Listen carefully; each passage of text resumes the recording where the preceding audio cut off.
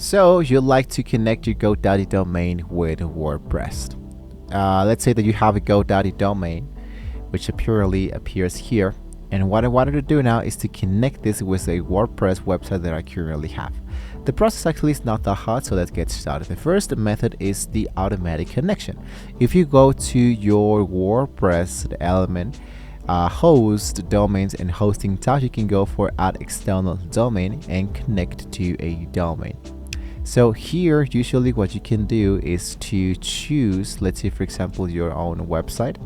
Let's say that here I have the free plan, and basically what I wanted to do is to change this for an actual new plan.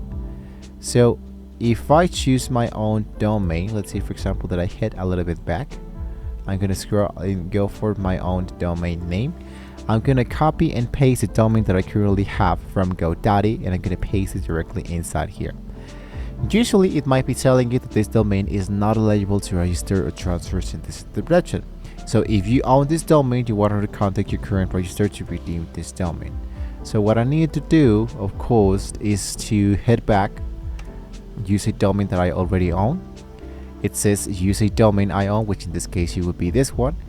And here it says connect your site address. So here I must use an actual plan in order to continue. So you want to take that in mind. Once you have an actual active account here, what you can do is now to continue with the host will detect. Basically what happens here with WordPress is that automatically WordPress detect that it's GoDaddy that has the domain here. So basically just hit into the options says connect automatically button should appear, and you're actually good to go. A pop-up will ask you to sign into GoDaddy, grant permission, and GoDaddy will automatically update to a records and synonyms for you. Now there's another scenario where this WordPress hasn't have, let's say for example, this element and it's not available. You need to do this manual. To do this manual, what you need to do now, just in case if the automatical way didn't work, we're going to be going manual, which is going back into GoDaddy, going into your in this case my products, my domain, and into my domain I hit for my DNS. Directly here into my DNS, next to my domain, you want to scroll for the name server section. So my host will provide two different addresses, usually starting with an NS. In this case we have NS29 and NS30. If it's for WordPress, usually it works something like NS1 or NS2. So you wanted to paste that element that appears here into WordPress, and you wanted to paste it directly inside here. So GoDaddy will warn you when this is a major change, because you need to check the box and hit save. This will disable any GoDaddy email you have attached in the domain unless you are re-add the MX record later. So when you go back into the WordPress element, go for your WordPress dashboard on the settings and the general settings. What you need to do is to make sure that your WordPress address, which in my case is this one, and the site address both matched the new GoDaddy URL. Let's assume, for example, that this is the URL that I'm currently using.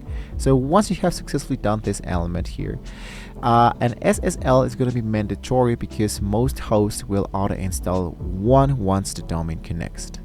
So if your site says not secure, you want to go for the hosting dashboard that you are using for hosting the WordPress, and you wanted to find the SSL tab that you might be finding into your current site.